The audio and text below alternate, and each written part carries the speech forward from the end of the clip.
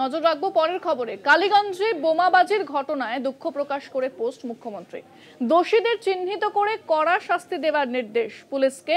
রাজ্য পুলিশের তরফ থেকে এই ঘটনার পরিপ্রেক্ষিতে কড়া ব্যবস্থা নেওয়া হবে বলে জানানো হয়েছে। এই ঘটনায় পুলিশের জালে ইতিমধ্যেই একজনকে ধরা হয়েছে এবং এই ঘটনার কিন্তু মুখ্যমন্ত্রী মমতা বন্দ্যোপাধ্যায় তিনি দুঃখ প্রকাশ করেছেন পোস্ট করে এবং বলেছেন যে রাজ্য পুলিশ যেন কড়া ব্যবস্থা নেয়, এমনটাই কিন্তু বলা হয়েছে।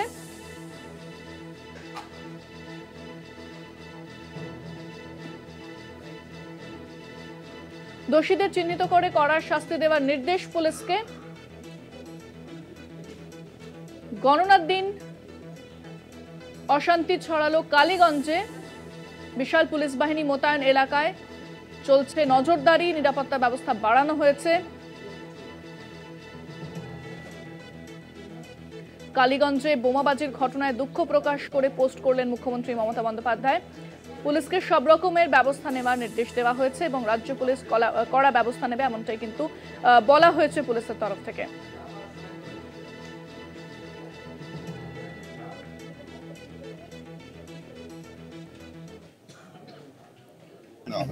অলরেডি আমরা আজকে একটা খুব দুর্ভাগ্যজনক একটা ঘটনা হয়েছে, যেটাতে একটা 13 বছর মেয়ে আহত হয়ে মারা গেছে। তো সেই জন্য আমরা অলরেডি আছেন, আমাদের পুলিশ অ্যাকশন স্টার্ট করেছেন। আমরা নিশ্চয়ই স্ট্রিক্ট অ্যাকশন নেব। ওটাতে অলরেডি একজন যাদের বিরুদ্ধে অ্যালিগেশন আছে, একজন সাসপেক্ট অ্যারেস্ট হয়েছে। আর এখানে আগেও আছেন বম্বিংয়ের কেস হয়েছিল 2023। এই বিষয়ে বিস্তারিত জানবো, আমাদের সঙ্গে নিউজরুমে রয়েছেন প্রতিনিধি অরিত্র ঘোষ। অরিত্র, কালীগঞ্জে উপনির্বাচনের গণনার ঠিক কিছু সময় পরেই যে ঘটনা ঘটে, সেই ঘটনা নিয়ে ইতিমধ্যেই রাজ্যের মুখ্যমন্ত্রী ঘটনায় দুঃখ প্রকাশ করেছেন এবং একই সাথে তিনি পুলিশকে কড়া এবং আইনানুগ ব্যবস্থা নেওয়ার কথা বলেছিলেন, যাতে দোষীরা কোনোভাবেই শাস্তি ছাড়া না পায় এবং দোষীদেরকে চিহ্নিত করে করা হওয়ার কথা তিনি এক্স হ্যান্ডেলে জানিয়েছিলেন। এবং তার বক্তব্য বা তার বার্তার পরেই কিন্তু রাজ্য পুলিশের তরফ থেকে তাদের যে এক্স হ্যান্ডেল রয়েছে সেখানে স্পষ্টত বলা হয় যে পুলিশ এক্ষেত্রে জিরো টলারেন্স নীতি নিয়েছে এবং যে ঘটনা ঘটেছে 13 বছরের নাবালিকার মৃত্যুর ঘটনা, সেই ঘটনার পরিপ্রেক্ষিতে তার পরিবারের কাছে যেমন একদিকে পুলিশ দুঃখ প্রকাশ করেছেন, একই সাথে পুলিশ তাদের যে এক্স হ্যান্ডেল সেখানে স্পষ্টত বলেছেন যে ইতিমধ্যেই সেই ঘটনার পরেই কিন্তু পুলিশের তরফ থেকে কড়া ব্যবস্থা নেওয়া হচ্ছে। কালীগঞ্জ থানা এবং কৃষ্ণনগর পুলিশ জেলার বিরাট পুলিশ বাহিনী এই ঘটনার সাথে যারা জড়িত, অর্থাৎ এই বোমাবাজির ঘটনার সাথে যারা জড়িত তাদের খোঁজে তল্লাশি শুরু করেছে, রেড অন এমনটাই কিন্তু তারা জানিয়েছিলেন।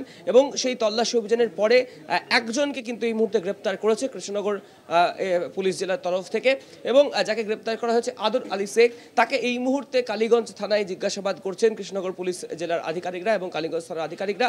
যেটা পুলিশ সূত্রে খবর পাওয়া যাচ্ছে যে এই যে বোমাবাজির ঘটনা, সেই ঘটনায় 4 জনের যুক্ত থাকার অভিযোগ উঠছে এবং পুলিশের যেটা অনুমান যে 4 জন যুক্ত ছিলেন তাদের মধ্যে একজন আদর আলী শেখ, যাকে গ্রেপ্তার করা হয়েছে।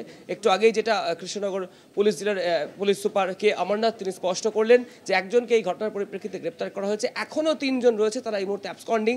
কোথায় রয়েছেন তারা, কেন এই ঘটনা ঘটলো, এই ঘটনার পিছনে কোনো ইন্ধন ছিল কিনা, সেই বিষয়গুলি পুলিশ কিন্তু গ্রেপ্তার হওয়া ব্যক্তিকে জিজ্ঞাসাবাদ করে জানতে চাইছে।